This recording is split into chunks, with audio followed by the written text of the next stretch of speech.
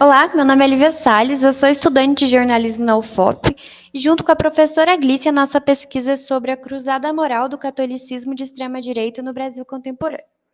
Essa pesquisa é a sequência de uma série de pesquisas que se iniciaram em 2018, onde na primeira mapeamos o campo e construímos um modelo de organização desse movimento que mantém continuidade com grupos da extrema-direita católica do passado, mas também tem características próprias, então não é um movimento homogêneo.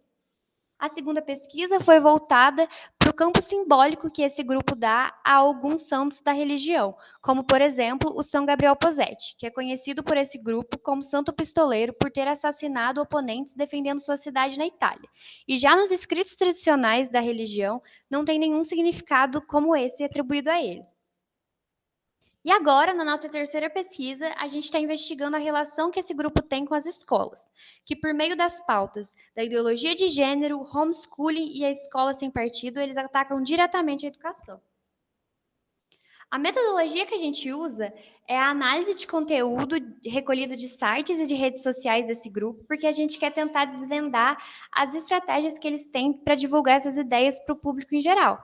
Com base nesses autores que estão aparecendo na tela, a gente trabalha com os conceitos de criação de bolhas epistêmicas e câmaras de eco e criação e espalhamento de pânico moral. Uma bolha epistêmica é uma estrutura epistêmica social na qual outras vozes relevantes foram deixadas de fora, talvez acidentalmente.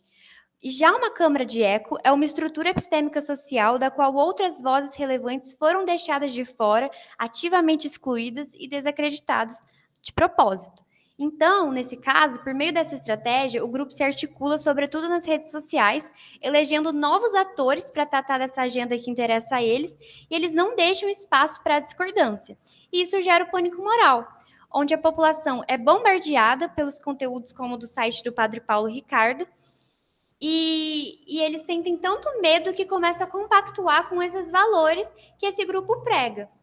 As pautas sempre se referem à preservação da família, das crianças, dos casamentos heteronormativos, e eles também articulam todos esses interesses no campo político. Então, nesse sentido, surge o Escola Sem Partido, que é um projeto que tenta fazer com que os professores não doutrinem os alunos dentro da sala de aula. O maior medo deles é que os professores estejam propagando a ideologia marxista dentro das escolas, e então eles estipularam algumas diretrizes para o projeto, como essas que estão aqui na tela. Só que o que acontece, na verdade, como é noticiado por esse jornal de Porto Alegre, é que, na verdade, eles só são contra manifestações de um certo grupo político.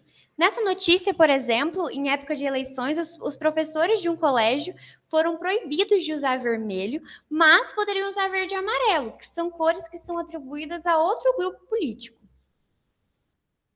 E aí, por meio das redes sociais e do site do Paulo Ricardo, como dito, eles postam esse tipo de conteúdo em que eles atribuem um significado ao feminismo, ao marxismo e falam bastante como esses movimentos podem ser satânicos.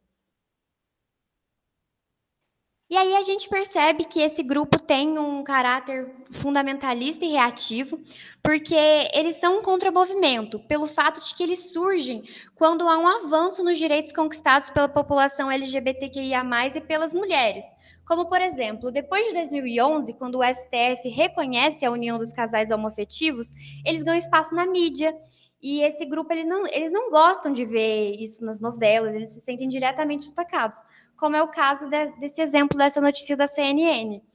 E no caso das mulheres, essa notícia recente mostra como que esse tipo de ação que dá ao direito da mulher questionar sua reprodução, ter acesso a métodos contraceptivos, isso vai contra o que a Igreja Católica prega, de submissão e controle dos corpos femininos.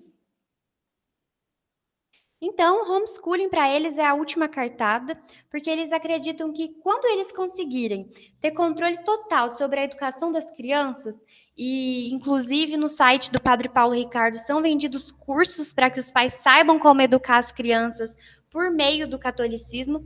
Então, eles acreditam que quando eles educarem as crianças em casa, tirarem as crianças da escola, onde elas podem estar sendo doutrinadas, eles vão conseguir propagar melhor essa agenda de valores que eles têm. A gente nota que eles formam bolhas epistêmicas com os jovens recrutados e com os pais de estudantes de algumas escolas, então é uma cruzada moral.